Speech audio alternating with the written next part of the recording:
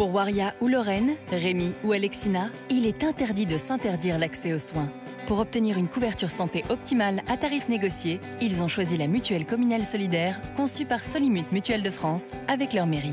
La solidarité, on en parle et on agit. Solimut Mutuelle de France, génération solidaire.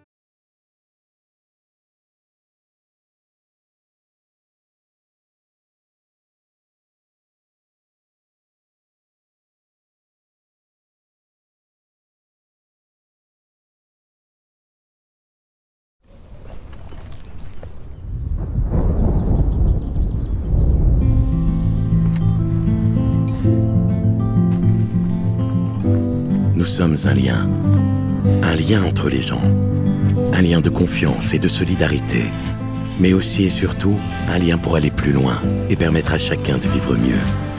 Nous sommes Aesio, une nouvelle mutuelle qui se construit pour et avec vous. Aesio, décidons ensemble de vivre mieux.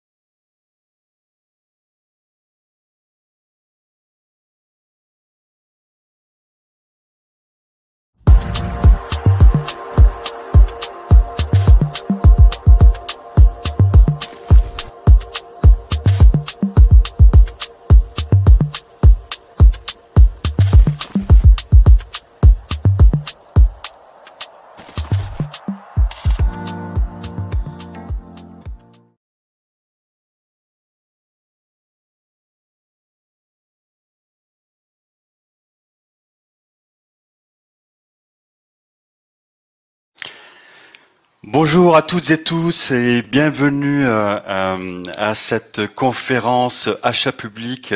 Pourquoi et comment acheter responsable?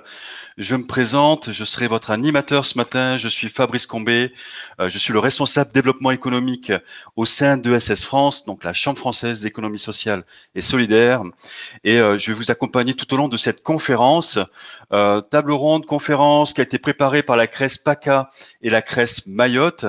Organisé par la CRES PACA, et nous sommes dans le cadre donc du salon des achats responsables ESS Sud toute la journée et de manière dématérialisée et comme on dit actuellement 100% digital. Ce salon est un événement biennal organisé par la CRES Sud PACA et la région Sud PACA. Et ce matin, nous avons la chance d'avoir un plateau riche en nombre d'intervenants, mais aussi du fait que les deux hémisphères de notre jolie planète est bien représenté, et notamment avec une délégation de la CRES Mayotte et du conseil départemental de Mayotte. Je vous propose d'accueillir sur le plateau en introduction Bruno Huss.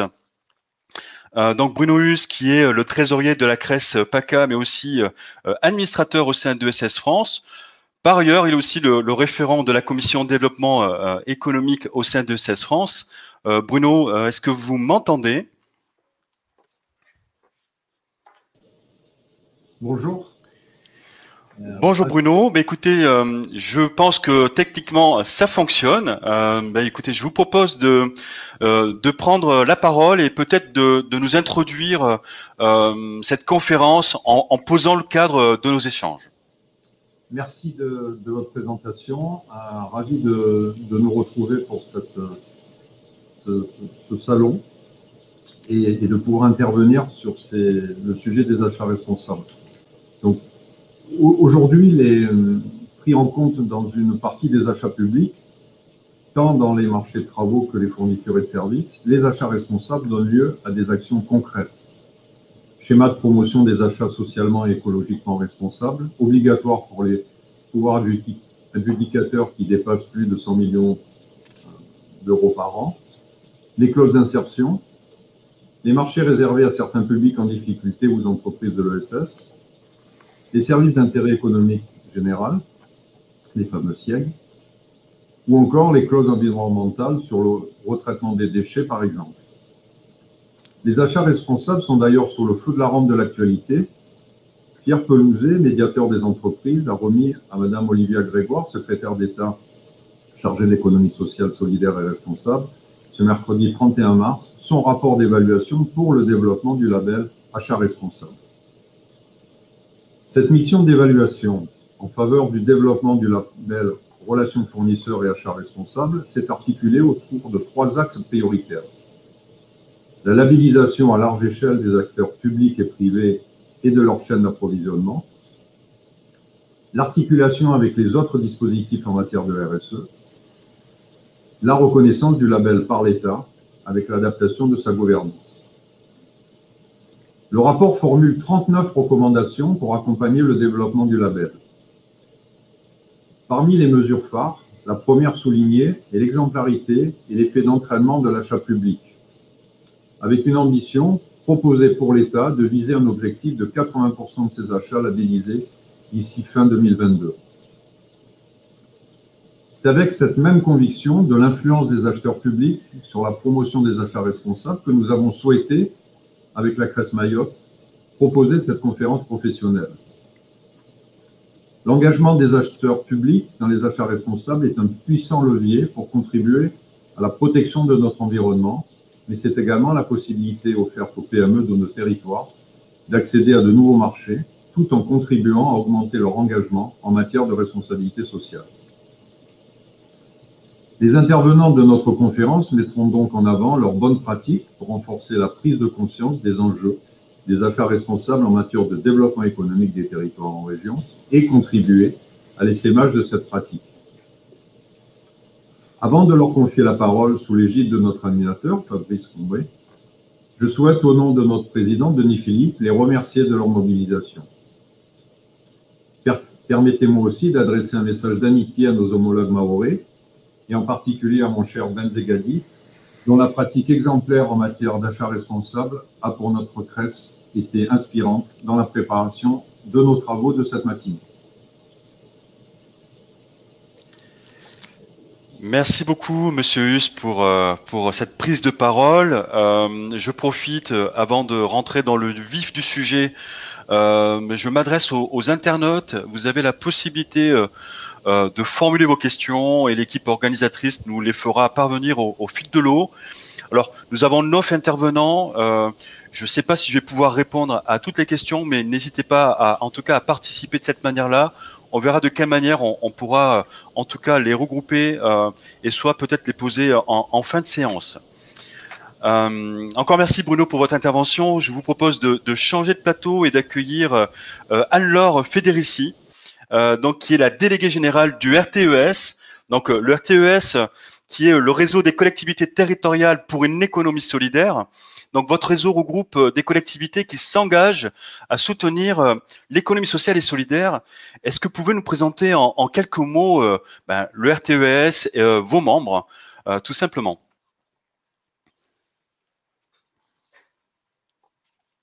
Bonjour, merci d'avoir proposé au RTES de participer à cette rencontre. Alors le RTES, donc c'est un réseau de collectivités, comme vous l'avez indiqué, qui a été créé il y a une vingtaine d'années par des élus qui avaient en charge, souvent pour la première fois, une délégation autour de l'économie sociale et solidaire. Et donc le réseau a été créé par ces élus avec comme objectif à la fois d'être un espace d'échange de pratiques entre élus, entre collectivités locales, et également un espace de plaidoyer pour faire avancer la place de l'économie sociale et solidaire dans les politiques publiques. Donc aujourd'hui, c'est un réseau qui rassemble un peu plus de 145 collectivités locales, avec une particularité des collectivités de tout niveau, conseils régionaux, départements, villes, intercommunalités, métropoles, sur tout le territoire français, de métropole et d'outre-mer, notamment le département de Mayotte et État-des-Rangs. Je salue également la CRES Mayotte avec laquelle on travaille régulièrement. Et voilà. Donc c'est un réseau qui a comme objectif de favoriser les échanges de pratiques entre collectivités locales, qui organisent également des temps de formation à destination aussi bien des élus que des services des collectivités locales, qui est un peu un centre ressources pour les collectivités locales autour de toutes les questions d'économie sociale et solidaire. Voilà, en quelques mots. Très bien, merci. Et du coup, peut-être une question indiscrète. Comment le RTES, j'ai envie de dire, évangélise les collectivités locales? Parce qu'aujourd'hui, vous avez un certain nombre, à peu près 140 structures, comme vous venez de le dire. Comment vous opérez? Comment vous arrivez, entre guillemets, à les séduire? Alors, je mets des guillemets à séduire, à les intéresser à ce sujet-là. Déjà, c'est une action au long cours qui est menée depuis plusieurs années, mais ce qu'on constate, c'est qu'il y a vraiment un intérêt pour l'économie sociale et solidaire particulièrement marqué depuis la crise, bien sûr, mais également un peu avant la crise. Et un des signes pour nous, ça a été notamment les liens avec les réseaux généraliste de collectivités locales, donc notamment l'Assemblée des départements de France, l'Association des maires de France, avec laquelle on a co-organisé lors du dernier congrès en présentiel un atelier autour de l'économie sociale et solidaire. Et donc le constat qu'on a fait, c'est qu'il y a vraiment un intérêt aujourd'hui de plus en plus important d'élus, mais avec des questions qui sont souvent comment faire. Enfin, c'est un sujet qui en tant qu'élu m'intéresse, mais qu'est-ce que je peux faire sur mon territoire? Et donc on s'efforce dans nos actions de développer des outils, des actions qui répondent à ces besoins assez concrets. Et un dernier outil qu'on a développé, c'est ce qu'on appelait un kit à l'occasion des élections municipales, et qu'on est en train de reproduire pour les élections régionales et pour les élections départementales. Et donc c'est un ensemble d'une vingtaine de fiches très pratiques sur comment est-ce que je peux faire en tant que collectivité pour accompagner les acteurs de l'économie sociale et solidaire. Et donc ça va de par exemple l'accès au foncier, comment dans ma politique foncière je peux favoriser l'accès à des acteurs de l'économie sociale et solidaire, au croisement avec les politiques thématiques, par exemple dans le cadre de ma politique culturelle, dans le cadre de ma politique agricole et autour de l'alimentation, des transports, quelle place possible pour les acteurs de l'OSS. Et puis bien sûr, la commande publique responsable a été identifiée comme un levier, et donc on travaille sur le sujet depuis plusieurs années. Très bien, mais vu que vous me tendez la perche et que c'est aussi le sujet de la conférence de ce jour, justement, est-ce qu'il existe des dispositifs dont disposent les collectivités pour développer une commande publique responsable, favorable bien évidemment aux entreprises de l'économie sociale et solidaire? Oui, bien sûr, il y a plusieurs dispositifs. Peut-être simplement en préalable, je voudrais simplement rappeler un point qui est important pour le RTES, c'est que la commande publique, c'est un levier important. Par contre, c'est pas le seul levier, et il nous semble important de bien identifier ce qui relève de la commande publique, quand c'est bien la collectivité qui est à l'initiative et qui cherche une réponse à ses besoins, de ce qui peut relever par exemple de la subvention ou de conventions pluriannuelles d'objectifs entre acteurs de l'économie sociale et solidaire et collectivités locales. Ça, c'est vraiment un point qui est important. Donc la commande publique responsable, c'est un outil, un levier important, par contre qui doit bien être utilisé à sa place, en lien avec les besoins de la collectivité locale. Alors parmi les différentes dispositions possibles.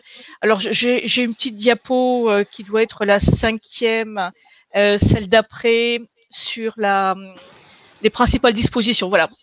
Donc dans le cadre en fait de notre kit et puis des points de repère qu'on a réalisés, on a essayé d'identifier les principales dispositions figurant donc aujourd'hui dans le code de la commande publique pour favoriser l'accès aux entreprises de l'économie sociale et solidaire. Donc voilà, donc il y en a un certain nombre qui sont précisés. On va bien sûr, il ne s'agit pas de toutes les présenter, mais on a aussi bien donc la possibilité d'intégrer des exigences sociales et environnementales, dans le cas des conditions d'exécution d'un marché ou des critères d'attribution d'un marché, possibilité également d'utiliser des labels, et puis donc une notion importante, celle du cycle de vie, où c'est plus le critère prix qui est l'unique critère, mais l'idée c'est d'apprécier le coût sur l'ensemble du cycle de vie d'un produit.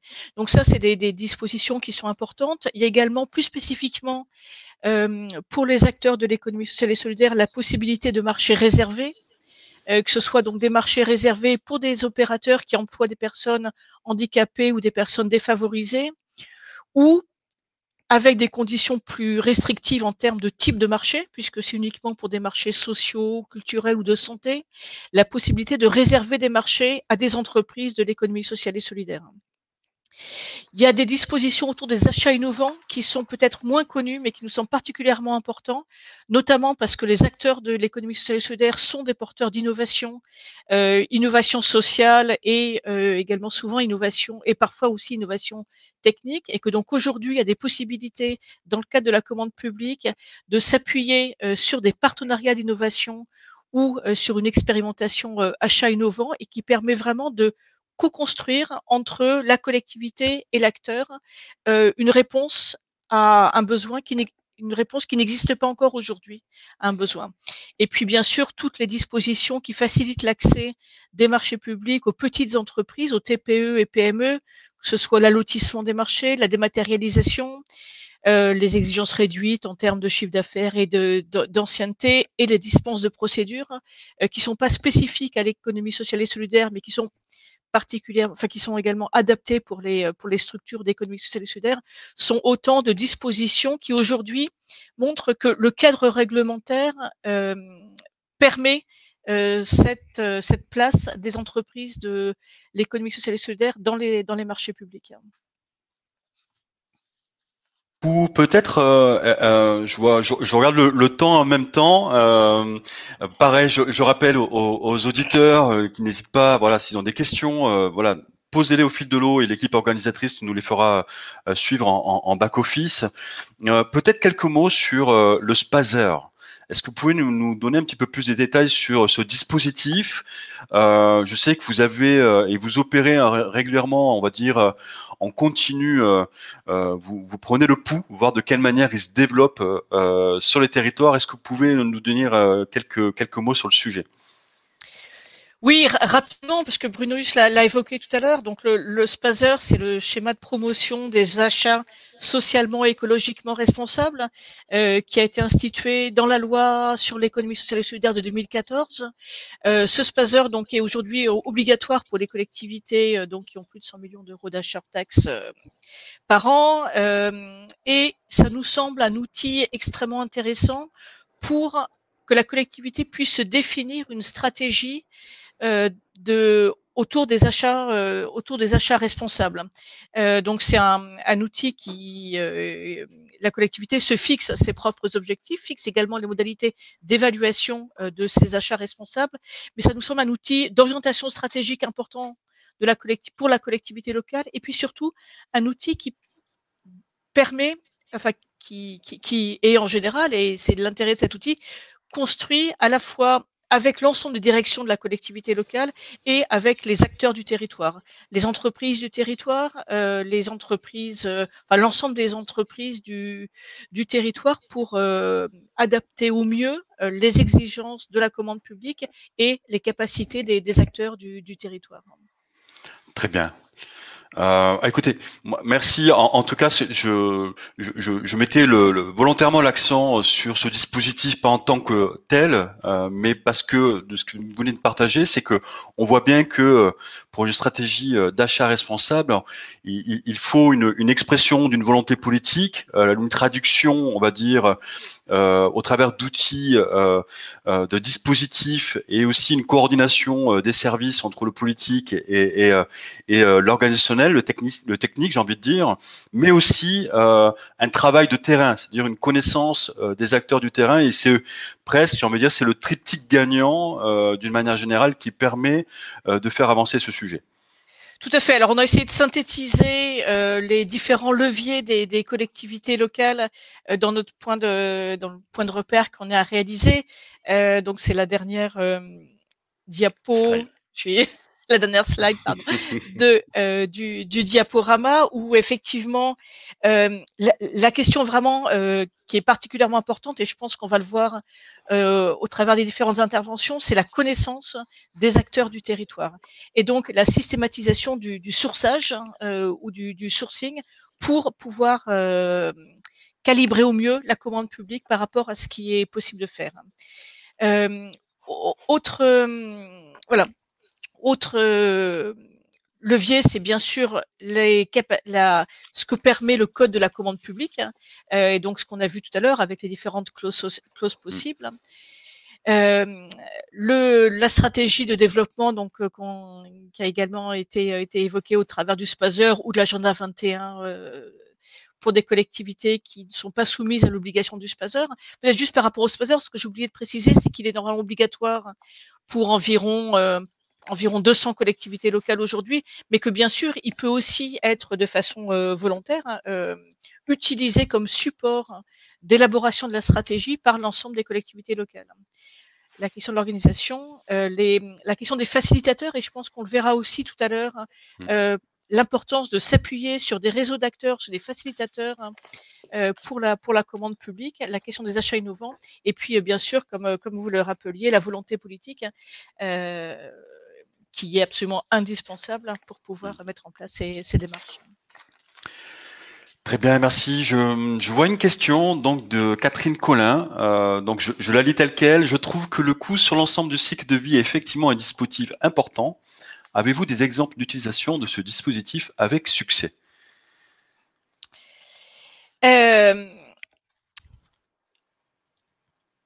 Alors, sur l'aspect coût du cycle de vie, c'est à la fois comment dire, quelque chose qui est extrêmement intéressant sur la finalité, enfin sur ce que ça traduit. Par contre, nous, ce qui nous semble, alors avec notre regard de réseau de collectivités locales, donc je pense qu'il y a d'autres acteurs qui seront bien mieux placés que moi pour répondre à ce sujet. C'est un point qui, comment dire, techniquement, la méthode, donc notamment l'approche du cycle de vie, est quelque chose qui est pas forcément évident à mettre en œuvre et surtout pas facile à mettre en œuvre pour des petites structures. Voilà, donc je suis intéressée pour avoir des témoignages aussi d'acteurs de l'économie sociale et solidaire sur leur capacité à intégrer cette approche complète du cycle de vie. Très bien, très bien. Non, mais il n'y a pas de souci. On est en direct, ça fait partie du jeu. Et puis de répondre en direct aux internautes, et ça nous prouve qu'ils sont bien là. Nous ne sommes pas seuls, et je les remercie. Merci beaucoup, Madame Federici. On vous retrouvera à la fin de la table ronde pour un dernier temps d'échange, un petit peu votre ressenti sur l'ensemble des témoignages que nous allons traverser, et en guise de conclusion de cette table ronde. Ce que je vous propose, là nous étions en Hauts-de-France, puisque le siège du RTES est situé à Lille, donc dans la région Hauts-de-France. Je vous propose de basculer de l'autre côté de l'hémisphère, rejoindre la délégation de Mayotte, et nous allons du coup accueillir Monsieur Abdou, Madame Assi et Madame Arvanetopoulou à nous rejoindre sur le plateau, ce plateau virtuel. Bonjour à vous trois. Pareil, je vous encourage, en tout cas les internautes, à utiliser le chat pour envoyer vos questions, et nous essaierons d'y répondre au fil de l'eau. Bonjour Monsieur Abdou, donc vous êtes le vice-président du conseil départemental de Mayotte. Alors peut-être juste avant de vous laisser la parole, tout simplement peut-être une petite précision que je voudrais apporter sur la particularité en fait de votre territoire, qui est en fait à la fois une région insulaire française, mais par ailleurs aussi un département de France d'outre-mer, et le tout donc administré dans le cadre d'une collectivité territoriale unique, dirigé par le conseil départemental de Mayotte. Alors, pour les métropolitains, ça peut paraître assez complexe. J'imagine que pour vous aussi, dans les faits, malgré tout, mais écoutez, je vous propose de prendre la parole, Monsieur Abdou, et bienvenue sur notre plateau. Merci à vous. Bonjour, Monsieur Condé. Je salue également l'intervention qu'on a entendue tout à l'heure de Bruno Huss de la Crèce Sud. Content de participer au nom du département au salon de l'économie d'avenir SS Sud, économie sociale et solidaire Sud, de la Crèce PACA. Je suis très honoré, j'ai compris que c'était un événement annuel. Oui, Mayotte est un département français depuis 2011. Nous sommes également région ultra-périphérique depuis 2014. Et puis, il y a eu une troisième étape préalable, c'était 2001, qui faisait de Mayotte une collectivité territoriale. Le conseil départemental s'est engagé en faveur des achats socialement responsables depuis 2015, lorsqu'il a pris une délibération pour l'insertion des clauses environnementales dans ces marchés. Mais il a fallu attendre 2017 pour mettre en œuvre cette politique avec le démarrage du dispositif achat socialement solidaire porté par la Crèce. Et je suis très content d'être ici dans les locaux de la Crèce, la jeune Crèce Mayotte, porté par la Crèce. Mais il faut savoir que Mayotte, en 15 ans, a dû mettre en œuvre 3 actes de décentralisation, c'est ce que je vous indiquais tout à l'heure, et ce, dans un contexte socio-économique particulièrement fragile, à savoir 84% de sa population qui vit en dessous du seuil de pauvreté, 61% de la population qui a moins de 25 ans, le plus fort taux de chômage de France, 35%, 58% de la population qui est en situation d'illettrisme, 68% de la population qui vit dans les quartiers pauvres et 60% de cette population qui est étrangère, dont 40% en situation irrégulière. Et c'est pour faire face à ces difficultés que la Crèce Mayotte, que je salue le travail encore une fois, a décidé de mettre en place le dispositif achat socialement responsable que nous soutenons et présidons depuis le début. J'ai le bonheur de présider ce dispositif mais porté par la jeune chambre Crèce Mayotte et par Erini, que vous entendrez tout à l'heure, que je côtoie avec bonheur, parce que c'est un travail colossal qui est fait en amont et que j'ai le bonheur de préciser. Et quand bien même le dispositif est jeune, depuis 2017, cette méthodologie a su convaincre, la méthodologie qu'on est défendue par la Crèce, a su convaincre et réunir tous les acteurs autour de l'idée que la commande publique est un moyen de création de la richesse économique, mais aussi sociale et solidaire. Et en tant que président du comité de pilotage de ce dispositif depuis son amorçage, je suis aujourd'hui encore plus fier car il nous permet de devenir un exemple au niveau européen. Il faut savoir par exemple que Mayotte, via le dispositif achat socialement responsable, a été sélectionné et référencé le 14 février 2020 par la Commission européenne parmi les 9 pratiques exemplaires européennes, rien que ça, à impact social positif en matière de politique d'achat responsable. Et ces bonnes pratiques ont été consolidées sous la forme du guide Buying for Social Impact à destination des 28 pays membres et de ces 281 régions, dont 9 régions ultrapériphériques et 26 pays et territoires d'outre-mer. Aujourd'hui, nous sommes très fiers de pouvoir partager notre humble savoir-faire avec vous dans le cadre de ce salon de l'économie d'avenir, économie sociale et solidaire Sud de la Crèce PACA, et plus particulièrement de la conférence de ce jour portant sur la question pourquoi et comment acheter responsable. Et j'indiquais tout à l'heure ma collaboratrice, la cadre de la Crèce, Erini, que vous entendrez tout à l'heure, et Madame Doriati, qui est pour le coup cadre du département, Doriati assis en charge de la commande publique chez nous. Les deux vous donneront plus de détails par la suite, mais pour ne pas vous faire attendre plus longtemps, notre réponse à cette question. La question qui était posée à l'aune de cette intervention pour notre île Mayotte, située entre le canal de Mozambique et Madagascar, avec toutes les particularités que je vous ai présentées plus haut, acheter responsable, c'est, que ce soit du point de vue social et environnemental, n'est pas une option, mais bien un chemin, le chemin unique de développement économique de ce territoire. Voilà, j'en aurais fini. Je vous remercie. Je ne sais pas s'il y a d'autres interrogations, mais je voulais vraiment réitérer le plaisir qui est le mien au nom du département de participer à ce salon et laisser la parole aux collaboratrices qui sont ici pour vous donner plus de détails.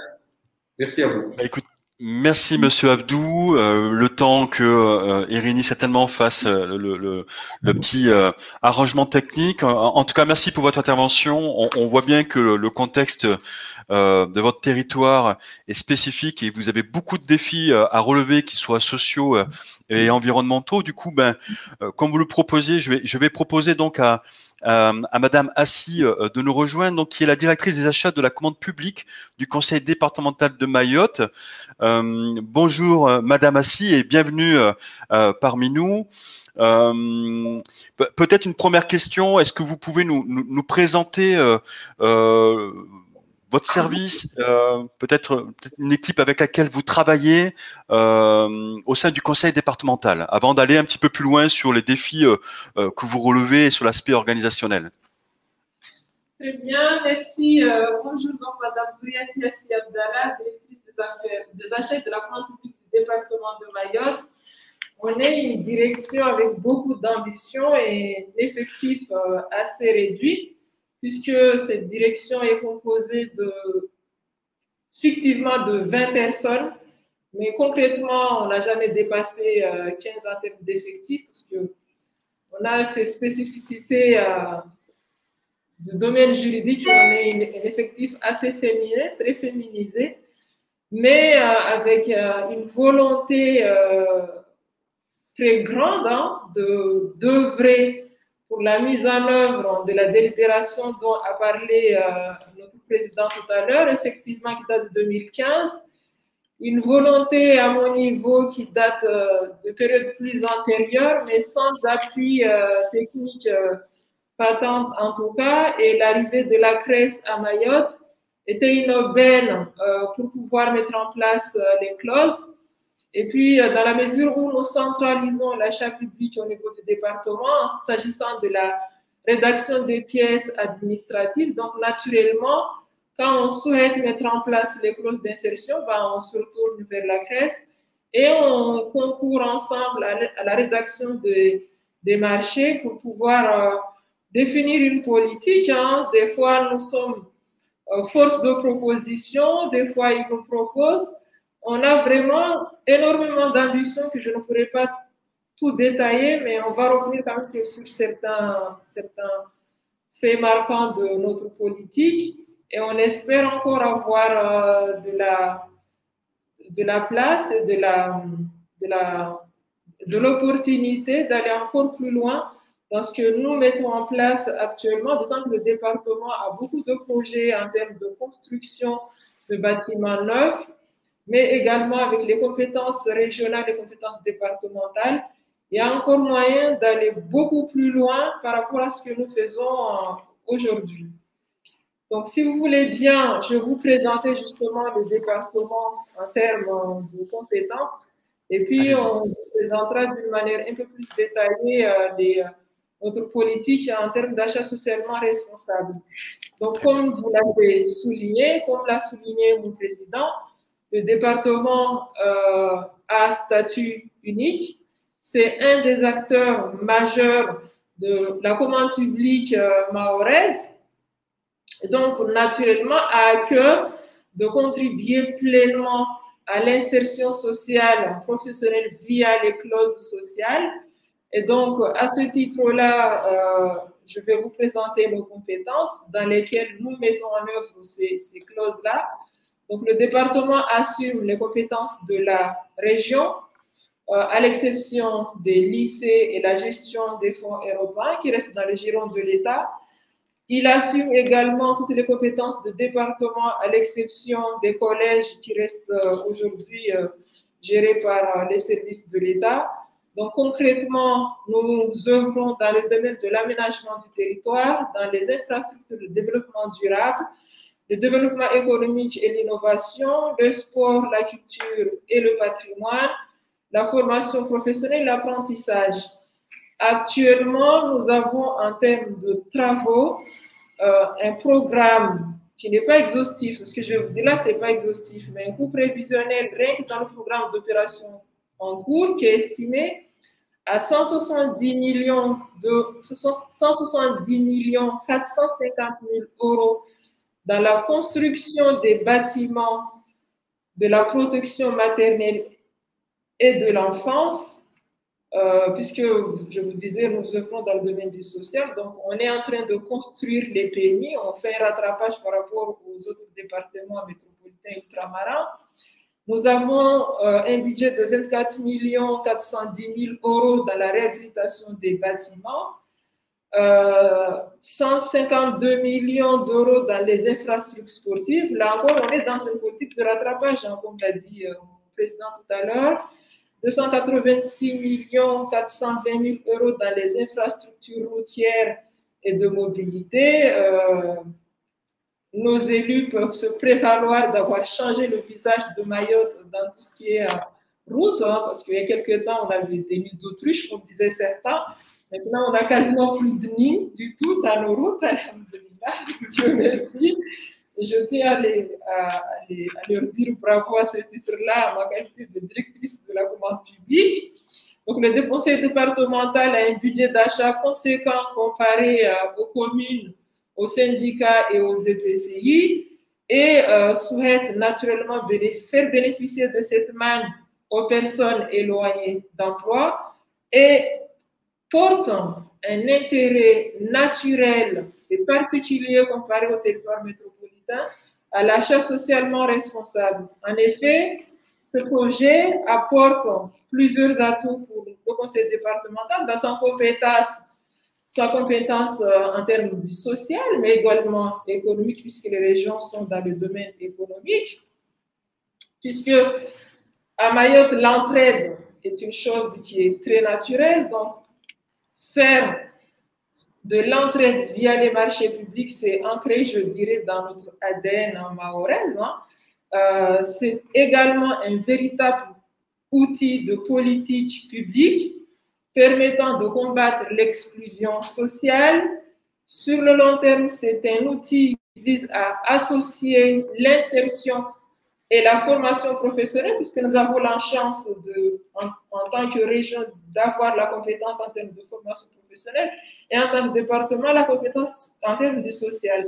Donc, l'idée, à un moment donné, c'est de créer un parcours de sorte à ce que dans nos projets en termes de marché public, nous puissions nous projeter en disant, voilà, il y a des projets en termes de construction qui arrivent, voilà les compétences dont nous avons besoin. Donc, on œuvre pour mettre en place des formations de sorte à ce qu'il y ait un cercle vertueux en termes de gestion de politique socialement ou de politique d'achat socialement responsable pour pouvoir insérer durablement les personnes qui sont en difficulté d'emploi. Et donc, la commande publique constitue, vous l'avez compris, le moteur de l'économie mahoraise, comme d'autres territoires, mais avec une spécificité un peu particulière considérant les taux de chômage soulignés par mon président tout à l'heure. Donc, il concourt à l'augmentation du pouvoir d'achat, voire même à donner du pouvoir d'achat à des personnes qui n'en ont pas spécifiquement. Donc, il libère également d'une certaine manière les élus de pression politique, puisque, comme partout, j'imagine, un électeur a à cœur également, à la fin des élections, d'être recruté quelque part. Donc, du coup, à travers la commande publique, nos élus peuvent se prévaloir d'un outil beaucoup plus démocratique, puisqu'ils peuvent mettre en place des projets politiques et dans la mise en place des projets politiques, concourir à créer des emplois et à recruter des personnes qui n'auraient peut-être pas eu de chance en dehors d'autres voies, on va dire. Très bien. Donc, nous avons la volonté d'insérer des clauses sociales dans tout type de marché à partir de ce critique qui est aujourd'hui déterminé à 70 000 euros par lot. Et on aimerait aller plus loin, c'est-à-dire faire baisser ce seuil-là. Et puis, diversifier au maximum les domaines d'intervention, des fois dans certaines matières dont on n'aura peut-être pas forcément eu le réflexe naturel, mais pour nous, ça va de soi, mine de rien. Donc là, depuis 2017, avec l'aide de la presse, qui est une aubaine encore une fois pour nous. Et que nous allons écouter assez rapidement. Oui, donc nous avons inséré des clauses dans 35 marchés, ce qui a généré 142 000 heures d'insertion, soit 78 emplois à temps plein. Concernant les secteurs dans lesquels nous avons mis, bien évidemment, les clauses, il y a dans le secteur du BTP, mais également des marchés comme les transports scolaires, qui représentent à lui seul 118 000 heures d'insertion. Il y a soit 65 emplois à temps plein. Nous avons également mis des clauses dans le domaine de la formation professionnelle, justement, notre marché de formation professionnelle. Et actuellement, nous sommes en train de préparer notre marché frais de bouche et de réception. Donc, nous souhaitons là mettre en place des marchés réservés, comme on l'a déjà fait dans le domaine du nettoyage. Donc, aujourd'hui, le projet est satisfaisant, mais nous souhaitons aller plus loin en proposant une politique qui est fonction de la structure économique du territoire, en prévoyant plus d'heures d'insertion et en mettant des pénalités un peu plus dissuasives. Voilà, donc je suis bien évidemment ouverte aux questions, mais je vais passer la parole à oui. Merci. Bonjour Irénie, je profite encore juste de ce petit moment pour inviter les internautes à nous poser des questions. On nous les fait suivre au fil de l'eau, donc n'hésitez pas. Bonjour Irénie, écoutez, en tout cas bienvenue. Donc vous êtes la responsable des achats socialement responsables au sein de la CRES Mayotte. Peut-être pour commencer, parce qu'on l'a entendu à plusieurs reprises, donc la CRES Mayotte est une jeune structure. Est-ce que vous pouvez nous en dire un petit peu plus sur cette jeune structure et on a bien entendu de la part de Monsieur Abdou, et je pense que le territoire mahorais est bien faire. En fait, vous avez été reconnu comme best practice, alors en anglais, alors désolé pour mon accent, mais par la Commission européenne sur les achats responsables. Donc voilà, on nous sommes curieux, on aimerait en savoir un petit peu plus, et c'est vrai que moi j'ai déjà eu l'occasion de travailler avec la CRES Mayotte et je confirme, mais qu'est-ce que vous pouvez nous dire sur votre équipe avant d'aller un petit peu plus loin sur le sujet de l'animation territoriale? Merci beaucoup déjà de nous avoir invités, de nous avoir permis de représenter Mayotte, parce qu'on est très loin et on entend rarement parler de Mayotte. Du coup, nous, ça nous fait un énorme plaisir de pouvoir la représenter. Merci déjà pour tous les gentils mots que j'ai entendus de la part du département. Du coup, je ne sais pas d'où commencer. La CRES de Mayotte, on a été rendu opérationnel en fin 2016. J'étais la première salariée. Je m'appelle le patient zéro et j'ai survécu parce que c'est un très beau projet. C'est un très beau projet qui a commencé avec le dispositif achat socialement responsable parce qu'on voulait en fait donner des solutions aux problématiques locales de façon assez immédiate. Je vous en parlerai tout à l'heure. Et en fait, à ce jour, nous avons développé plusieurs dispositifs. Notamment, on a deux dispositifs d'accompagnement, le dispositif Fanialab et Made in ESS, du coup, qui accompagne des personnes qui ont un projet ou qui ont une structure de l'ESS qui veut se développer. On a un observatoire de l'économie sociale et solidaire régionale et on a une stratégie régionale de l'économie sociale et solidaire, tout comme un projet de la transition énergétique écologique.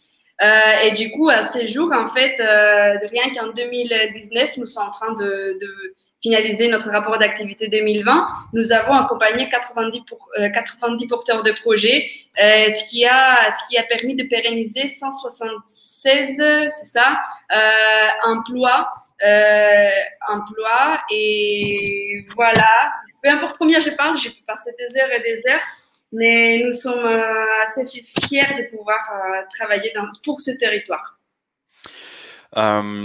Comment vous faites face à tous ces défis, qu'ils soient sociaux et environnementaux, pour réussir à créer ce lien? On a bien vu une volonté politique exprimée par le vice-président Monsieur Abdou, Madame Assis sur la partie technique. Il y a des équipes qui sont là, mais quel rôle joue la CRES dans cette dynamique territoriale? Comment elle fait le lien?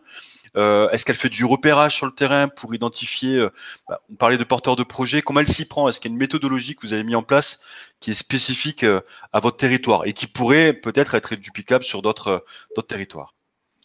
En fait, nous, je pense que l'économie sociale et solidaire, c'est une notion qui peut paraître assez confuse, assez vague en fait, mais ici à Mayotte, il faut savoir que, comme on dit, l'économie sociale et solidaire, c'est dans l'ADN des Mahorais, c'est leur fonctionnement, c'est la solidarité dont parlait Douriati. C'est pas quelque chose qui est assez complexe. En fait, tout le monde fait de l'ESS, mais personne ne le savait.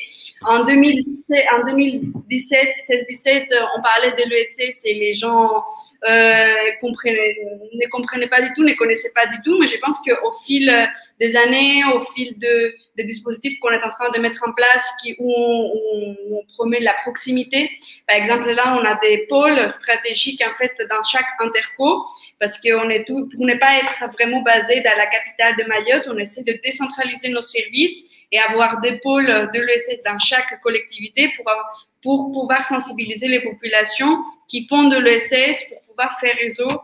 Voilà. Et je peux dire que entre 2017, quand je suis arrivée, et aujourd'hui, l'ESS commence à se connaître.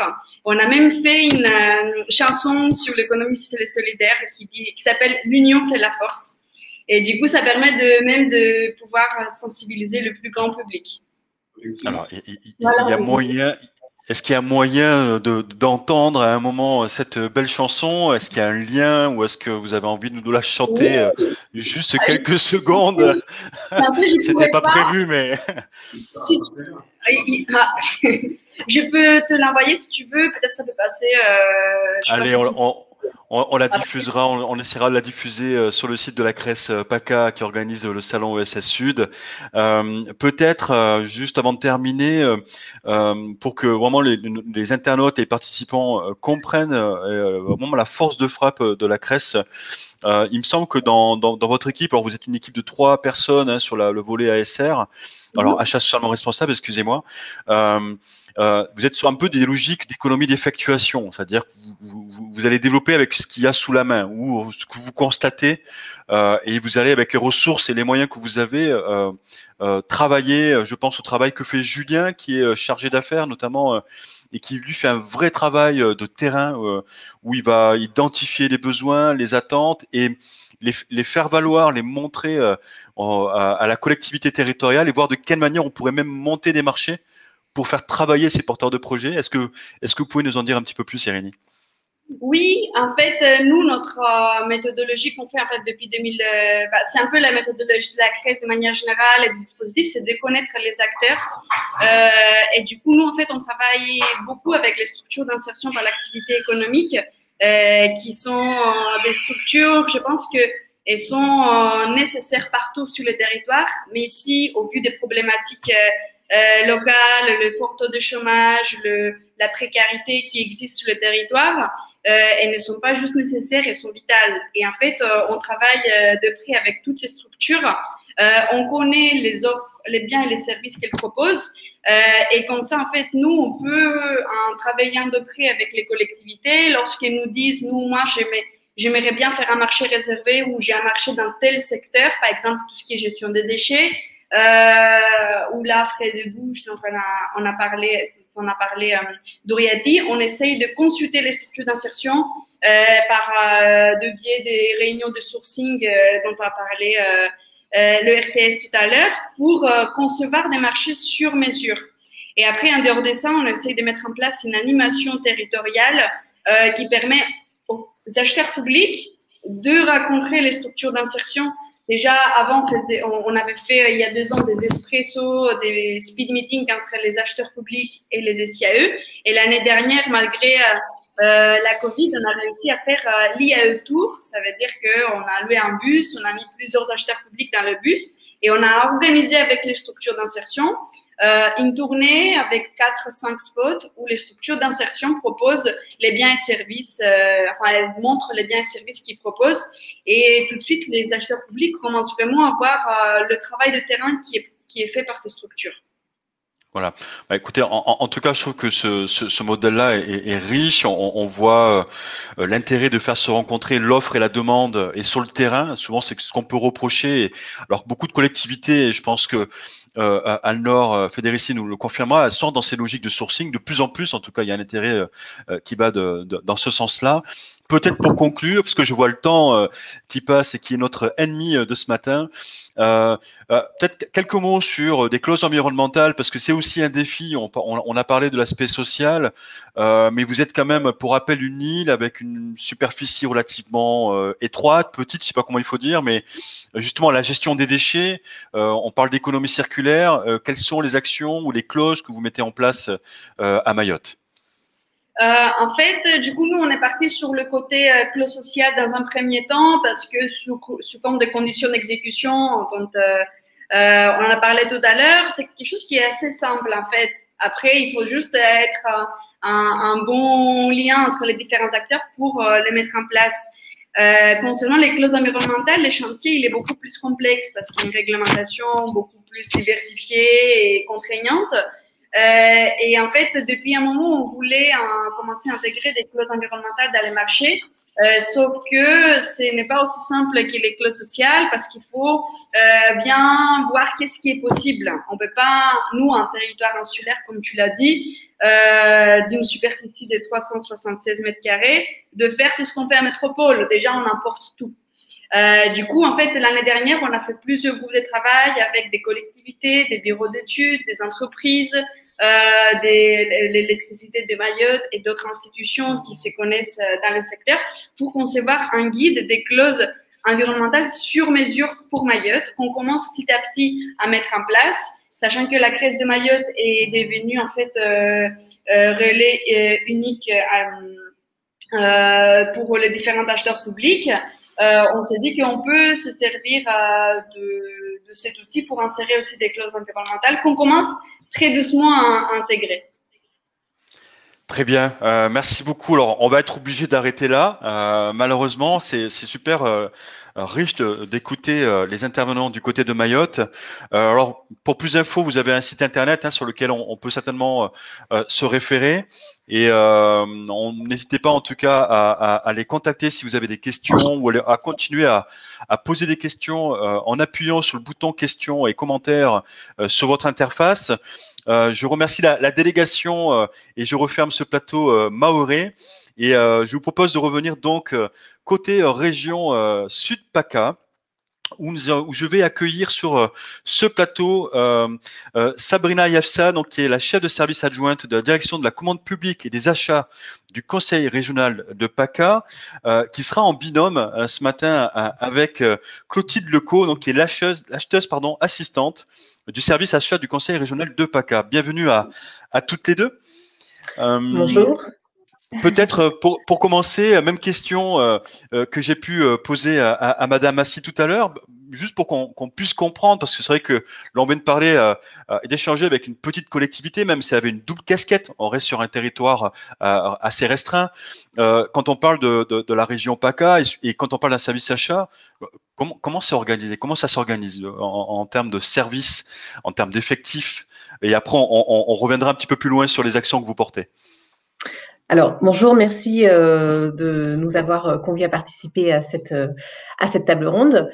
Alors, aujourd'hui, à la région Sud Provence-Alpes-Côte d'Azur, nous sommes effectivement constitués, nous avons une direction de la commande publique et des achats. Au sein de cette direction, nous avons un service achat et constitué d'acheteurs. Nous travaillons en fait étroitement avec l'ensemble des services opérationnels pour développer donc notamment l'achat responsable. Donc, on a mis en œuvre un certain nombre d'outils, on développe des méthodes. Aujourd'hui, on est dans un stade de construction sur l'achat responsable. On est dans une étape de construction d'outils, de partenariat avec les services, puisqu'en fait, lorsqu'on veut mettre en œuvre une démarche d'achat responsable, on est finalement dans un management de projet sur le long terme.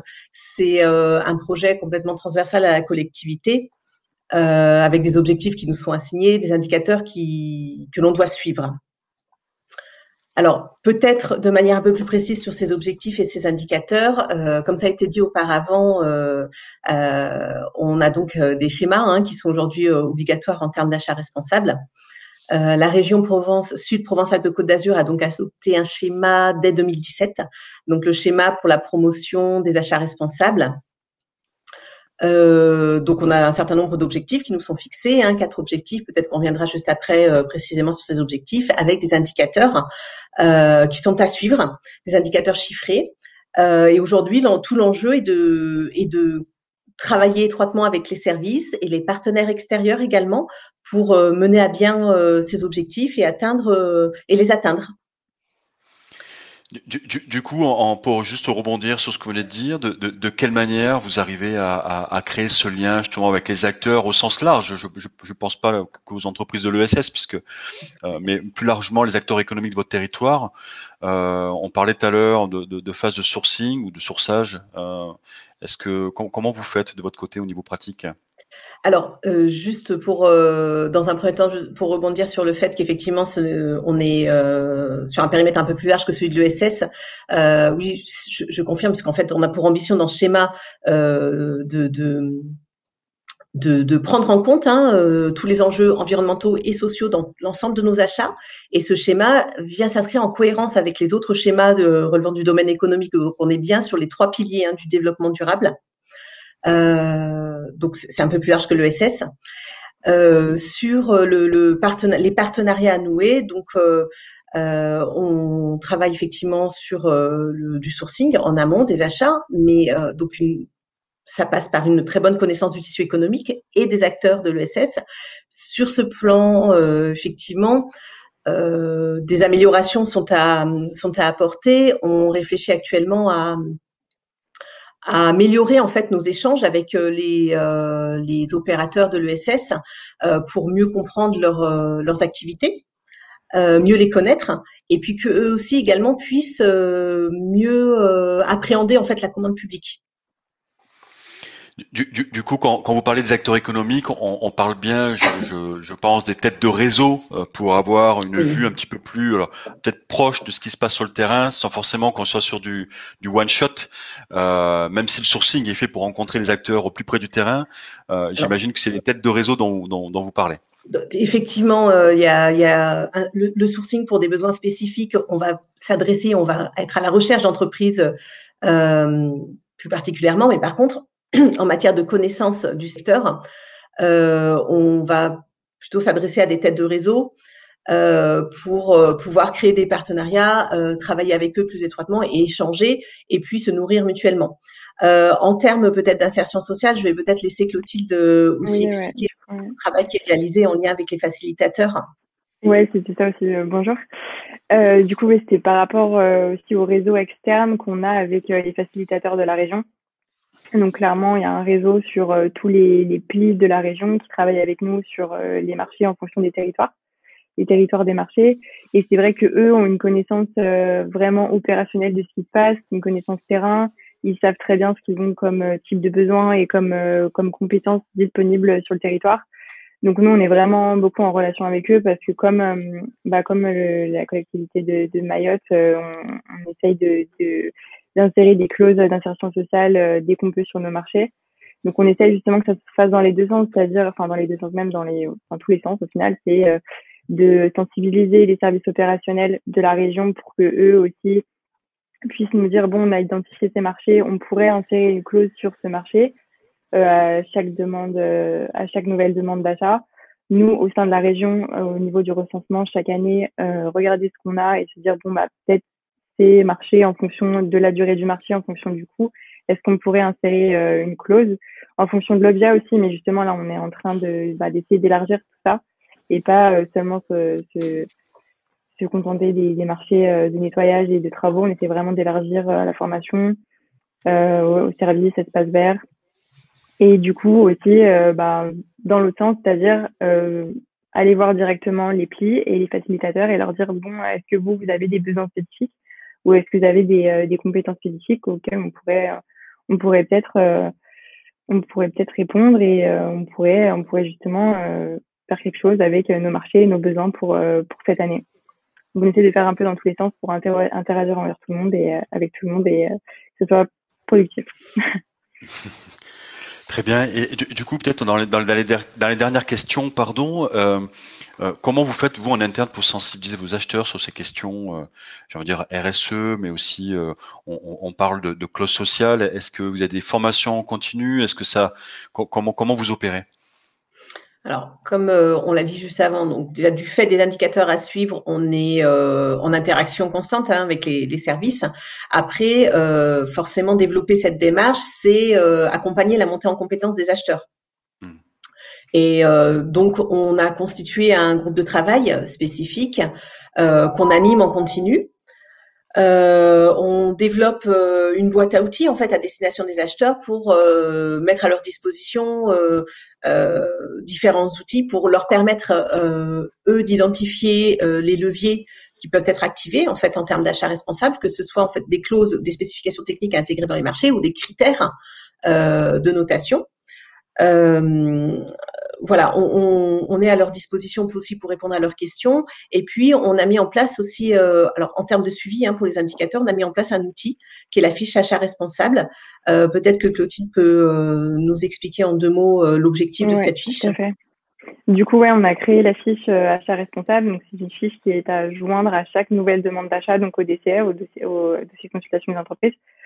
Donc en fait, pour que les services opérationnels, dès qu'ils ont une nouvelle demande d'achat, un besoin, ils puissent renseigner justement dans cette fiche des leviers de développement durable qui seraient identifiés. Donc on a prédéfini des leviers, à peu près une vingtaine de leviers, mais ils peuvent aussi suggérer des nouveaux leviers. Et en fonction du type d'achat, en fonction de l'objet, ils peuvent sélectionner. Et après, justement, cette fiche, elle fait l'intermédiaire entre les services opérationnels et nous, les services achats.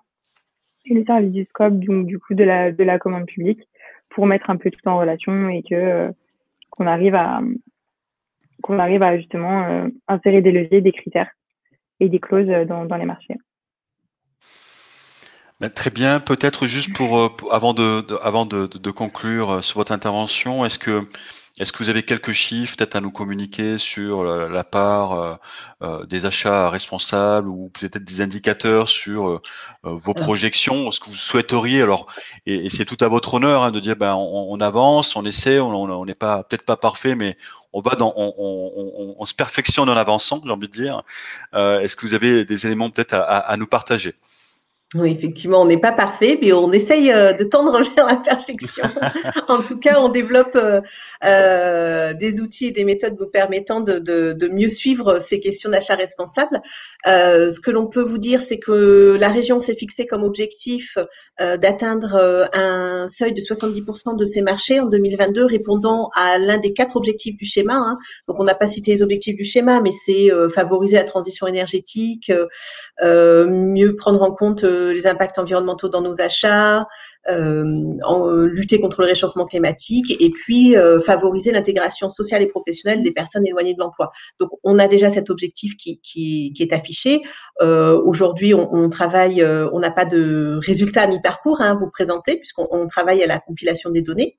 Par contre, ce que l'on peut vous dire, c'est que en 2020, on a quand même 11% de nos fournisseurs, 11% des fournisseurs régionaux qui relèvent de l'ESS. On a quelques marchés qui sont pour nous des petites réussites, on va dire ça comme ça. Alors, comme l'a dit Clotilde tout à l'heure, oui, on est sur des domaines assez classiques. Alors, c'est du nettoyage, la mise sous pli, des signalétiques pour des manifestations, des domaines classiques d'intervention sur des domaines de l'ESS. Mais après, on veut justement tendre à d'autres secteurs d'activité. Peut-être pour faire le lien au sujet qui sera abordé tout à l'heure sur l'alimentation, juste pour vous citer un projet important qui a été mené par la région Sud Provence-Alpes-Côte d'Azur en 2020, c'est donc la mise en œuvre d'un groupement de commandes avec 40 lycées de 2 départements, hein, du 13 et du 04, sur l'alimentation de qualité. En fait, l'objectif a été de favoriser l'alimentation de qualité donc des lycéens par la mise en œuvre de ce groupement de commandes et donc le lancement de marché sur différents produits, hein, sur différentes denrées alimentaires et dans le cadre de circuits courts. En fait, l'objectif, c'était d'avoir un seul intermédiaire. Et donc, on a une structure de l'ESS qui a été retenue sur un des marchés. C'est une coopérative agricole hein, qui, aujourd'hui, approvisionne 40 lycées du territoire en fromage, voilà, et en produits laitiers, pour avoir le détail. Mais voilà, les domaines d'intervention sont variés. On le sait, on tend à s'attacher à prendre en compte les divers domaines d'activité de l'ESS et à atteindre nos objectifs d'ici l'année prochaine. Très bien, très bien. Mais écoutez, merci pour vos interventions. Je profite parce que je lis en même temps hein, quelques retours de nos auditeurs. Et j'ai Madame Laurence Bourget donc qui propose en fait hein, le réseau des facilitateurs en région sud est bien structuré. Donc elle confirme bien. Et nous disposons d'un annuaire qui recense les facilitateurs par territoire géographique. Il peut vous être transmis si besoin. Donc je me dire oui, faites-nous parvenir en tout cas ouais, non, vos annuaires, votre annuaire. Il sera le bienvenu, on le retransmettra à la région PACA. Merci beaucoup à vous deux pour votre intervention. Je vous propose de rester avec nous et je vais appeler maintenant, on reste toujours dans la région PACA et on va juste se concentrer sur l'est de la région où on va se diriger vers la communauté de communes du Pays de Grasse. Et je vais accueillir sur le plateau Valérie Tétu, donc qui est chargée de mission en économie sociale et solidaire chez la communauté d'agglomération du Pays de Grasse. Bonjour, bienvenue. Bonjour. Alors, vous êtes dans une belle région, un beau pays. Alors, ce qu'on connaît de la communauté de communes de Grasse, c'est tout ce qui tourne autour des parfums, toutes ces filières et cette industrie-là. Et j'avais envie de vous dire peut-être commencer par nous présenter justement votre territoire, la spécificité de cette agglomération. On vient de parler avec la région, qui on va dire en impose un peu. Et comment ça se passe, comment est votre équipe, qui vous êtes. Voilà, toutes ces questions que je vous jette en vrac maintenant. Ok. Bah, merci déjà de nous accueillir sur ce webinaire. Donc, la communauté d'agglomération du Pays de Grasse, c'est une communauté qui compte 23 communes, communes qui sont situées pour la plus grande partie en territoire périurbain et rural, même si on a évidemment des villes-centres comme Grasse qui rayonnent d'un point de vue international grâce à son industrie des arômes du parfum. Voilà, donc sur ce territoire, on a un peu plus de 100 000 habitants et on a une particularité qui est que depuis 10 ans maintenant, la collectivité, le PCI, porte une politique de soutien au développement de l'économie sociale et solidaire sur son territoire. Donc, dès 2011, en fait, nous avons des élus qui se sont intéressés à la question de l'ESS sur le territoire, d'abord à partir d'un diagnostic qui a mis en évidence qu'on avait plus de 700 structures de l'ESS sur le territoire, près de 250 structures employeuses et que l'ESS représentait plus de 10% de l'emploi privé local. Donc, à partir de là, il y a vraiment eu une volonté politique de mettre en place une stratégie de soutien au développement de cette forme d'économie dans une approche très inclusive, hein, l'idée étant de ne pas faire de l'ESS partout, mais bien d'avoir un territoire qui se développe de la manière la plus durable et la plus dynamique possible. À l'époque, donc, un partenariat fort avec la région qui avait un programme régional de soutien à l'ESS, la signature d'un contrat qui a été renouvelé jusqu'en 2018 qui s'appelait le contrat local de développement de l'économie sociale et solidaire, qui nous a permis de structurer une véritable politique organisée autour de 4 axes, qui étaient d'abord d'analyser, de comprendre le réseau des acteurs, d'animer une communauté des acteurs sur le territoire, de faire connaître et reconnaître cette autre forme d'économie. Après 10 ans, si on s'amusait à faire un micro-trottoir, on se rendrait compte que malgré tout ce qu'on a déployé sur le territoire, l'ESS n'est pas encore vraiment identifié dans ses spécificités et en tout cas dans sa dénomination. C'est ce que disaient nos amis de Mayotte. On fait de l'ESS sans savoir que c'est de l'ESS. Et Monsieur Jourdain. Voilà. Donc voilà. Le troisième axe, bien sûr, soutenir et développer, aider au changement d'échelle des acteurs présents sur notre territoire, en sachant qu'une des particularités aussi de ce territoire, qui est liée à une politique emploi-insertion très ancienne et très développée, c'est d'avoir un nombre très important de SIAE sur le territoire, structure d'insertion par l'activité économique. Voilà. Et puis notre quatrième axe, c'est de développer, de soutenir les nouvelles initiatives sur le territoire. En fait, ça va pour voilà. C'est très bien. C'est très bien. Vous avez été complète. Voilà. Alors qui je suis? Voilà, je suis la personne chargée de mission dans le service emploi, insertion, économie sociale et solidaire, donc chargée de mission sur le développement justement de l'ESS depuis 2012 aujourd'hui. Je souhaitais souligner aussi que on n'a plus de contrat local de développement de l'économie sociale et solidaire, mais notre écosystème a été reconnu dès 2019 à travers la labellisation Territoire French Impact. Voilà, donc ce qui nous a permis de voir en fait toute la politique mise en œuvre reconnue à une échelle nationale. Voilà, donc dans ce cadre-là, en fait, les achats responsables, la commande publique responsable, c'est pour nous vraiment un levier au service de notre politique de soutien à l'ESS. Voilà, elle s'organise de la façon suivante. On a une communauté, moi je dois dire exemplaire, parce que bien avant 2012 et la mise en place d'une politique de soutien à l'ESS, notre collectivité s'était déjà impliquée dans une démarche d'achat responsable, notamment accompagnée à l'époque par l'ARP, devenu l'ARB. Voilà, et même si on est un tout petit EPCI, il y avait déjà cette volonté de mettre en place des clauses sociales, des clauses environnementales, et donc une stratégie. Alors on est très très loin de tous les chiffres d'un schéma voilà qu'imposerait un schéma, mais on a une démarche très structurée au niveau de notre commande publique pour intégrer dès que possible, dès que c'est faisable, des clauses sociales et des clauses environnementales. Nous avons dans la boîte à outils un facilitateur de clauses depuis très longtemps aussi, qui est rattaché à notre dispositif d'insertion qui est le plan local pour l'insertion et l'emploi. Donc en fait, une collectivité qui est très outillée, très structurée, mais qui au final est très petite et ne permet pas de générer suffisamment de marché pour animer vraiment une vraie dynamique territoriale au niveau des achats responsables. Ce qui nous a amené à réfléchir les choses peut-être un peu différemment.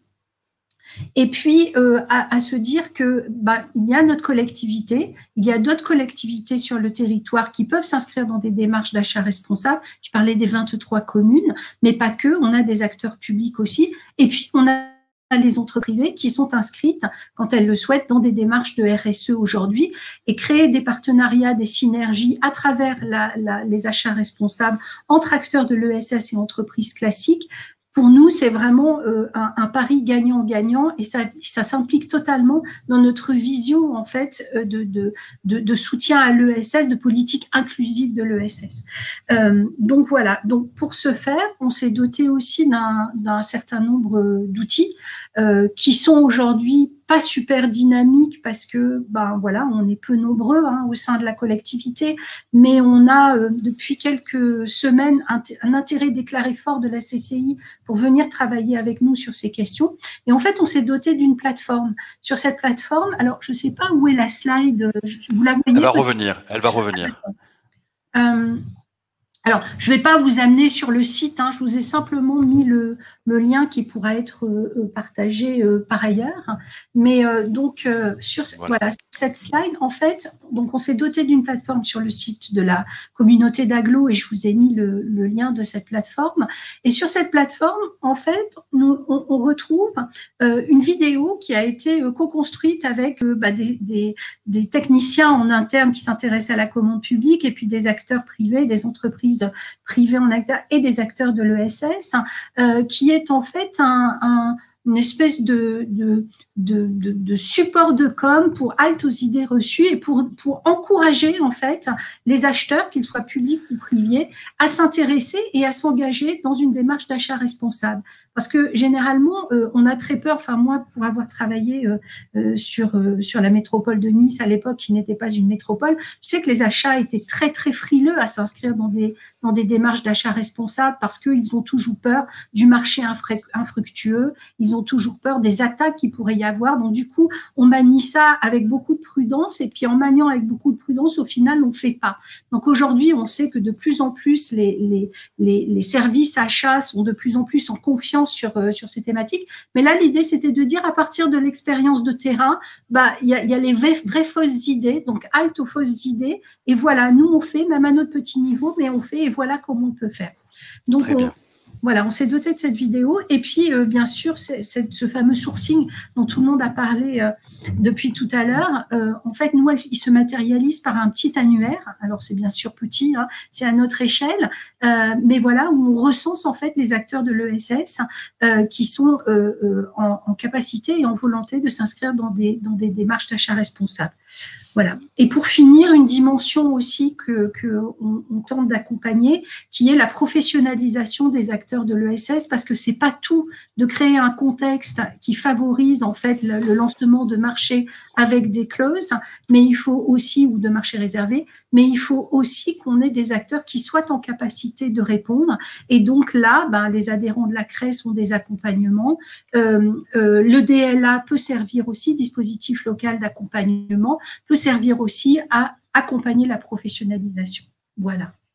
Très bien, très bien. Mais écoutez, c'était du concentré, mais c'était vraiment riche et très agréable de voir ce que vous faites et d'entendre ce que vous mettez en pratique. Et je pense que vous faites partie des collectivités. Il me semble que vous êtes membre du RTES. Hein. Oui. Alors, nous le confirmera certainement. Oui. Merci pour votre intervention. Et puis, je suis surpris que vous ne l'ayez pas précisé, mais le premier salon ESS Sud qui s'appelait SoEco a eu lieu sur votre communauté de communes à Grasse. Donc, c'était la première édition. Première édition, donc SoEco sur le Pays de Grasse, la communauté d'agglomération du Pays de Grasse. Et la même année, en 2015, la collectivité, donc le PCI, s'est vu attribuer le trophée national des achats responsables. Donc voilà, on est petit, mais on fait. Petit mais costaud, hein, on ne dira pas la marque, mais c'est ça qu'on va dire. Hein. Écoutez, Madame Tétu, vraiment, je vous remercie pour ce temps de témoignage, de partage. Je vous propose d'accueillir sur le plateau pour le dernier témoignage avant l'intervention d'Anne-Laure Frédérici pour conclure un petit peu cette table ronde. Je vous demande d'accueillir donc Samuel Mougin. Bonjour. Bonjour Samuel. Vous êtes le co-gérant de la SIC Boussole. Et bon, alors, on est un petit peu en retard. Alors, j'en profite. Alors, je fais une petite parenthèse que j'ouvre peut-être pas au bon moment, mais vous avez la possibilité de poser des questions, toujours pareil, dans le chat. Donc, n'hésitez pas. J'imagine que vous en avez en réserve et que vous les retenez. Donc, libérez vos questions. On essaiera de prendre 5 minutes à la fin si on prend pas trop de retard pour y répondre. Donc, merci Samuel d'être avec nous ce matin. Alors, vous êtes très demandé hein, dans le cadre du salon. Donc, on est vraiment ravis de pouvoir vous avoir pour cette fin de conférence. La SIC Boussole, c'est un réseau de boulangeries solidaires. J'ai envie de vous dire, qu'est-ce que c'est que ce réseau et pourquoi une SIC? Merci pour… Tout d'abord, merci à la région et à la CRES pour cette invitation. Alors, si j'ai bien compris, je vais devoir être court, donc je vais essayer d'être clair et synthétique, Fabrice.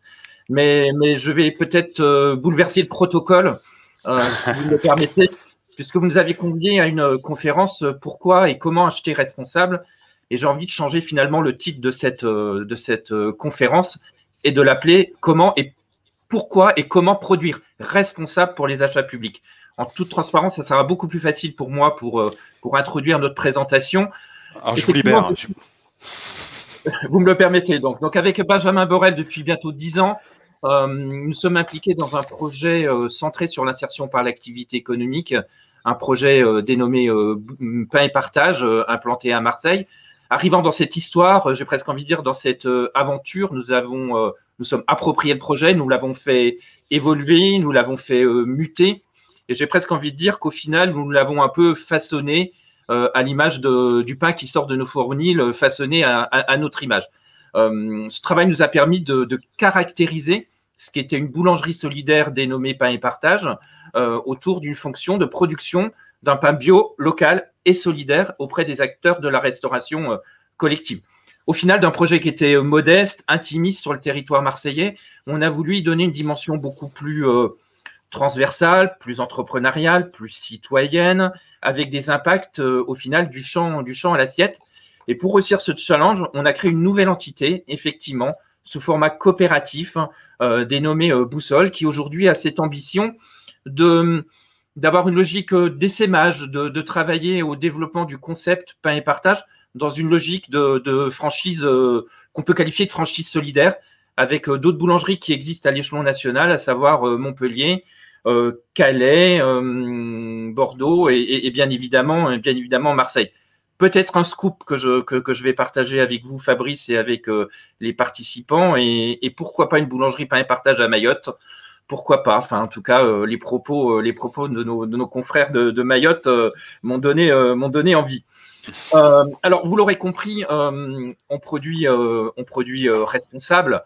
On produit responsable parce que dans notre pain, on y retrouve de l'eau, du sel, de la farine, du levain, mais on a fait le choix d'y intégrer plein d'autres ingrédients, de la création d'emplois inclusifs, de la coopération avec les acteurs de la filière agricole, de la solidarité, de l'audace, de la bienveillance, de la prise en compte des dimensions santé et nutrition. Et c'est parce qu'on a voulu avoir un projet transversal que, assez naturellement, la gouvernance SIC nous a semblé correspondre à une gouvernance allant du champ à l'assiette. Voilà. Très bien. En fait, ce qu'on voit, et quand on découvre le projet, de la manière dont vous le développez, et justement le statut un peu spécifique, on voit qu'il y a une forme d'intelligence de coopération que vous avez développée, et on sent que finalement, presque, quand on parle, si on revient sur le sujet de l'achat responsable, on parle plus que d'un acte d'achat. J'ai l'impression que votre projet, c'est ce que vous venez de partager, c'est plus profond. On n'achète pas qu'un achat, on achète un territoire, on achète des personnes. Et la particularité de votre projet, et vous parlez aussi, vous n'avez pas parlé, mais indirectement en parlant de filière, parce qu'il s'agit de cela, on voit bien que finalement il y a une maîtrise de la production, mais l'idée c'est vraiment de pouvoir avoir une performance optimale dans cette filière-là. Vous avez aussi constitué un PTCE. Alors, oui, je sais que c'est quelque chose que vous avez vraiment à cœur. Est-ce que vous pourriez éventuellement développer ce point-là et peut-être le rattacher à la commande publique? De quelle manière un PTCE pourrait répondre à des marchés responsables? Oui, cette logique de PTCE, elle nous est chère parce que Boussole s'est construit, et RTES le sait bien, c'est construit dans cette dynamique de pôles territoriaux de coopération économique. Mais peut-être, avant de répondre à votre question, Fabrice, de manière très concrète, aujourd'hui, au sein de Pain et Partage, au sein des boulangeries solidaires, l'achat socialement responsable, comment ça se traduit? Nous, tous les matins, notre production de pain, elle part à destination de la restauration collective directe et concédée, dont des écoles, des crèches, des CCAS, des universités, des collèges, des lycées. Donc, au final, auprès d'acheteurs publics, et tout cela dans le mode de contractualisation que sont aussi bien du marché à procédure adaptée, de la clause d'insertion, et maintenant aussi, et je tenais aussi à faire ce petit aparté, et aussi maintenant sur des marchés réservés, et c'est le cas sur la commune de Fos, qui sera la première commune de la métropole à initier ce type de marché. Donc oui, effectivement, cette logique de coopération, pour nous, c'est un ingrédient qui est essentiel dans la réussite du pari gagnant des achats socialement responsables. Je trouve beaucoup de similitudes et de parallèles entre la recette de nos pains et finalement l'alchimie qui est nécessaire pour réussir ces achats socialement responsables.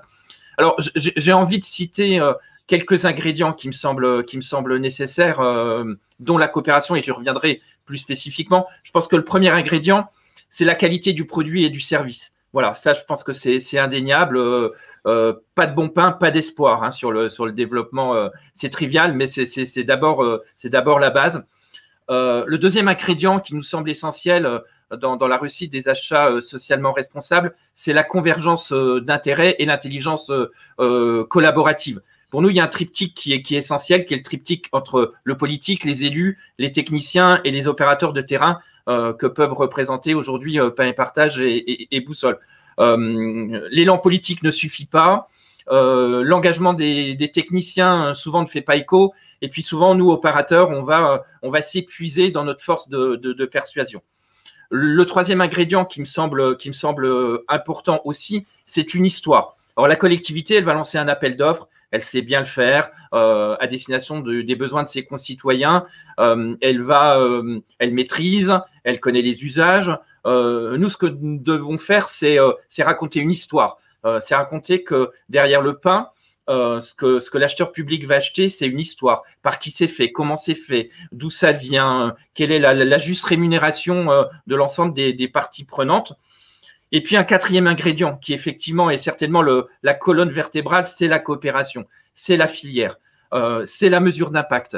En faisant appel à Pain et Partage ou un acteur de l'ESS, c'est bien évidemment l'achat d'un produit, mais derrière c'est de la transformation des territoires. Alors pour nous, cette transformation des territoires, on a vraiment voulu l'intégrer dans cette dynamique de pôle territorial de coopération économique en mobilisant l'ensemble de l'écosystème, de l'agriculteur jusqu'au consommateur. Donc très concrètement, c'est du développement des surfaces agricoles en région, c'est la prise en compte des dimensions santé et nutrition, c'est la préservation de l'environnement, c'est plein de choses qui est faisable grâce à la coopération et grâce à cette dynamique de PTCE. Et puis j'aurais envie peut-être non pas pour conclure, mais peut-être pour donner une autre tonalité, c'est qu'il y a des ingrédients qui nous semblent nécessaires, c'est de l'audace et de la ténacité. Parce qu'aujourd'hui, effectivement, il faut faire bouger des lignes, sur ce territoire qui, à notre regard, est quand même un petit peu en retard sur ce développement des achats socialement responsables et qu'il nous faut de l'engagement, de la persuasion et de l'inventivité pour y arriver.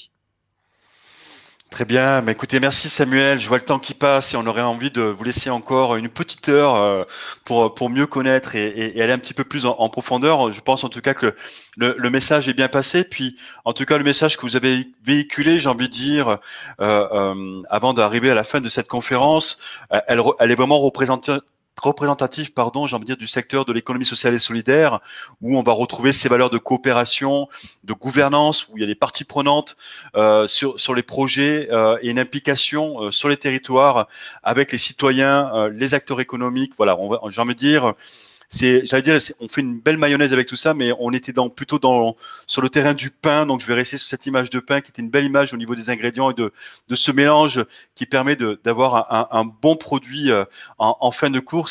Merci Samuel.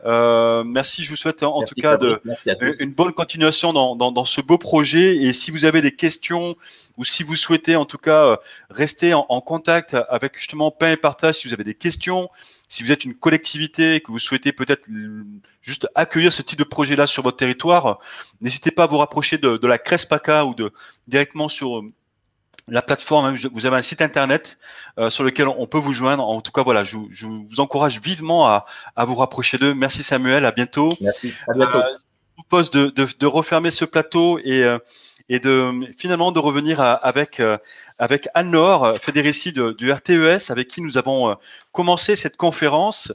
Alors, je suis plutôt satisfait parce que j'avais vraiment peur qu'on finisse en retard. Alors, on a encore quelques minutes devant nous et on va pas quand même garder au maximum les internautes avec nous. On va les libérer pour qu'ils puissent aller manger. C'est bientôt l'heure de se restaurer, mais peut-être une première question, alors votre première impression sur ce qu'on vient d'entendre, les différents échanges. Alors, on essaie des différences de territoire, d'envergure, d'acteurs, avec le regard que vous avez dans l'animation des collectivités qui sont membres de votre réseau.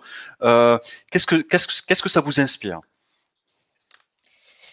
Alors, première impression, je pense que c'est d'abord beaucoup de plaisir d'avoir entendu toutes ces interventions qui sont extrêmement motivantes. Enfin, je trouve qu'il y a vraiment on sent une dynamique très positive, que ce soit les interventions portées par le département de Mayotte, la CRES Mayotte, la région, le Pays de Grâce, Boussole. Enfin, vraiment, j'ai beaucoup apprécié ces interventions et et en même temps, je trouve que les interventions soulignent bien ce qui est possible de faire, hein, des belles réussites, hein, et les conditions aussi pour le faire, les ingrédients que Samuel Mougin a mis en évidence, mais aussi les difficultés. Et je pense que c'est aussi, enfin moi j'ai beaucoup aimé aussi cette forme de, comment dire, de modestie, de se dire que face à l'ampleur du sujet, on voit, enfin, et ça confirme un peu l'impression qu'on peut avoir au sein du réseau, c'est-à-dire qu'on voit que les cadres sont là, les possibilités juridiques sont là, la volonté politique est là, on a une espèce de conjonction de planètes, mais il y a toujours une difficulté pour être à échelle, pour répondre véritablement aux besoins. Et je pense que ce que la rencontre a souligné aussi, il me semble, c'est vraiment la nécessité de travailler de tous les côtés en même temps. C'est-à-dire de travailler à la fois sur la question de l'engagement politique des élus, donc sensibiliser les élus sur ces sujets, de travailler en même temps sur l'accompagnement des services, hein, sur la faisabilité, parce que c'est vrai que c'est pas facile. Enfin, Valérie Tétu l'a souligné tout à l'heure. C'est pas non plus, c'est pas facile de pouvoir intégrer ces clauses. Ça demande une bonne connaissance. C'est aussi, je pense, un peu un changement du métier d'acheteur, mais à mon avis, avec un enrichissement de ce métier d'acheteur possible. Mais il n'empêche que c'est plus compliqué. Côté acteur, c'est pas non plus facile de répondre à la commande publique. On a peut-être pas suffisamment, évoqué, en tout cas, c'est un point qui me semble important, c'est aussi comment la collectivité peut inciter au groupement d'entreprises et peut inciter à des réponses collectives d'acteurs de l'économie sociale et solidaire. Et donc, avec un rôle aussi des réseaux d'accompagnement, au premier rang desquels la CRES, pour permettre cet accompagnement, cette montée en compétences des acteurs de l'économie sociale et solidaire. Voilà, donc je suis vraiment, extrêmement contente d'avoir participé à cette rencontre. Et puis peut-être juste un mot sur le contexte national, parce qu'il y a aussi au niveau national, donc ça a été rappelé en début par Bruno sur le label achat responsable, mais il y a aussi plusieurs éléments aujourd'hui qui sont assez encourageants par rapport au développement des achats socialement responsables.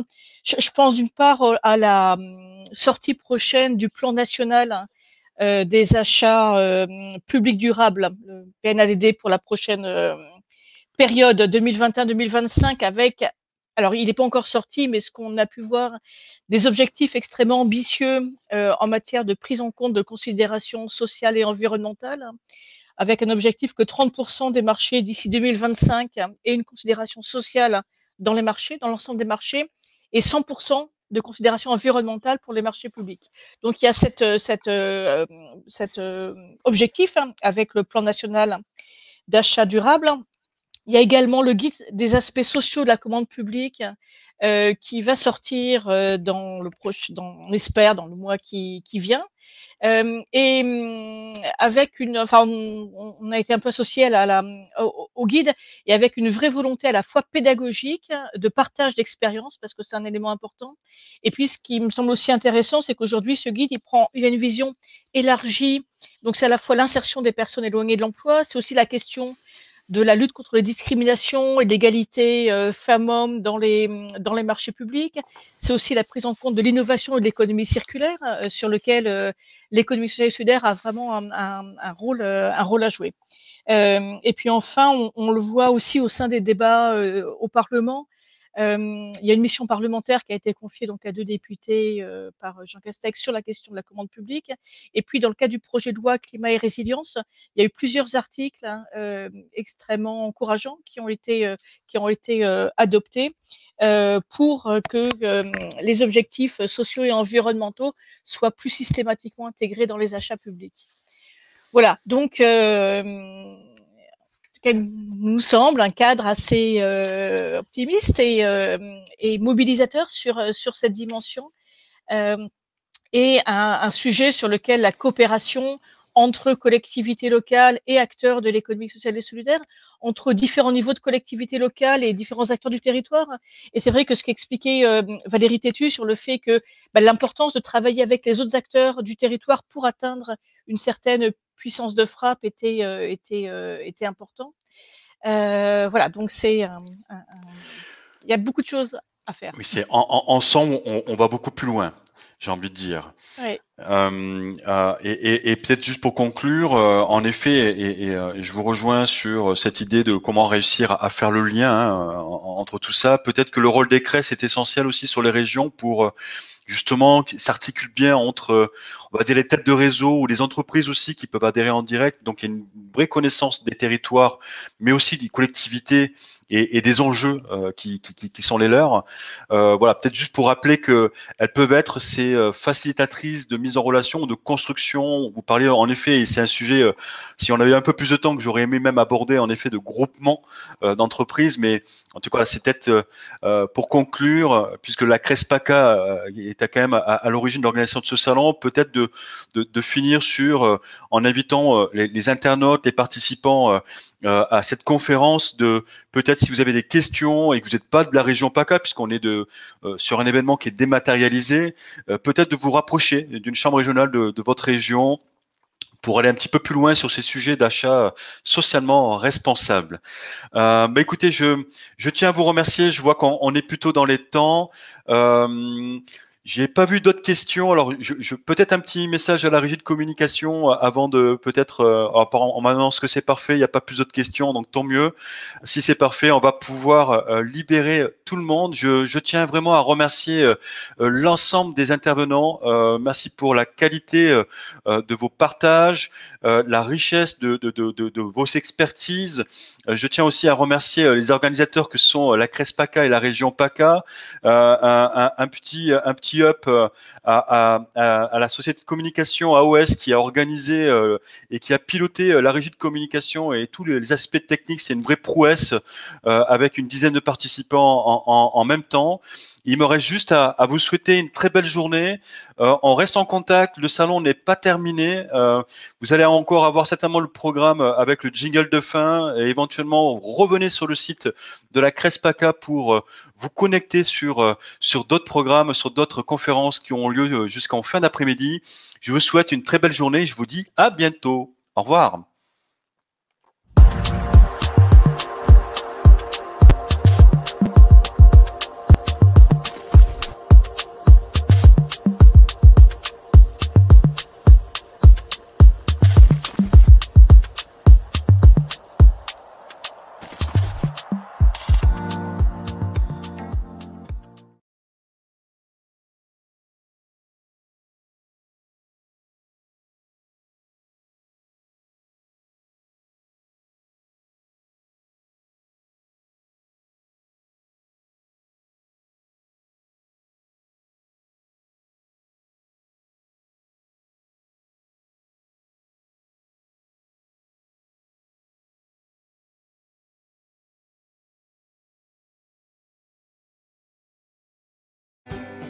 Pour Waria ou Lorraine, Rémi ou Alexina, il est interdit de s'interdire l'accès aux soins. Pour obtenir une couverture santé optimale à tarif négocié, ils ont choisi la mutuelle communale solidaire conçue par Solimut Mutuelle de France avec leur mairie. La solidarité, on en parle et on agit. Solimut Mutuelle de France, génération solidaire.